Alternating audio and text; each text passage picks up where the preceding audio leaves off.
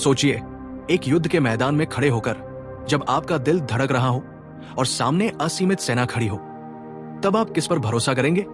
अपनी ताकत पर या ईश्वर की शक्ति पर?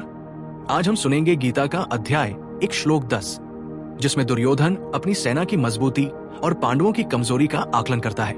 लेकिन असली सवाल यह है, क्या संख्या ही जीत दिलाती है या सत्य और धर्म ही असली शक्ति है? श्लोक: अप्रयक्ताश्च सर्वेस्मिन् युद्धे भ्रांता प्रिय अपर्याप्तम तदस्माक बलन भीष्माभिरक्षितम 10। भावार्थ: दुर्योधन कहता है, हे प्रियजन, हमारी सेना अपार है, जिसका रक्षक भीष्म पितामह जैसे महाबली है, परंतु पांडवों की सेना सीमित है, जिसे भीम जैसे योद्धा संभाल रहे हैं। सोचिए, दुर्योधन को अपनी लाखों की सेना पर गर्व था। उसके शब्दों में अपार शक्ति का अहंकार झलक रहा था। वो मानता था कि संख्या ही शक्ति है, लेकिन दूसरी ओर पांडवों की सेना छोटी थी, सीमित थी। फिर भी उसमें था आत्मविश्वास, धर्म और कृष्ण का साथ। अब आइए इस दृश्य को अपनी जिंदगी से जोड़ते हैं। युवा अवस्था, युवा पीढ़ी। कई बार हमें लगता है कि अगर हमारे पास ज्यादा रिसोर्सेज, ज्यादा पैसा, ज्यादा कॉन्टैक्ट्स हो, तभी हम सफल होंगे।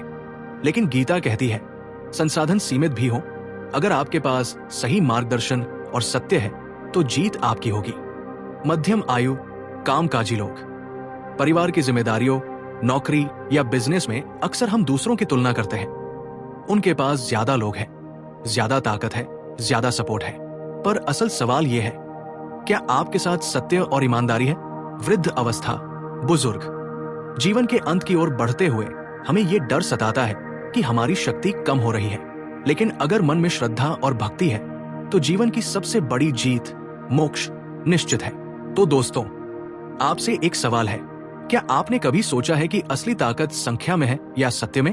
अपने विचार कमेंट्स में जरूर लिखें।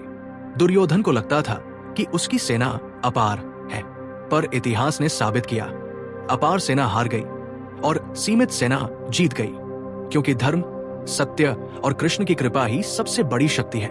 जीवन का पाठ: ज्यादा रिसोर्सेज से मत डरो, अपने सत्य, कर्म और ईश्वर पर भरोसा रखो। अपार संख्या नहीं, अपार आस्था ही जीत दिलाती है। तो साथियों, यही है गीता अध्याय एक श्लोक 10 का संदेश। अगर आपको यह कथा पसंद आई तो इसे दूसरों तक जरूर पहुंचाइए, क्योंकि गीता सिर्फ युद्ध की कहानी नहीं, बल्कि जीवन जीने का मार्गदर्शन है। जय श्री कृष्ण। और हाँ, सब्सक्राइब करना मत भूलिएगा, क्योंकि हर दिन दोपहर 12 बजे हमारे चैनल के शॉर्ट्स सेक्शन में एक नया श्लोक आएगा।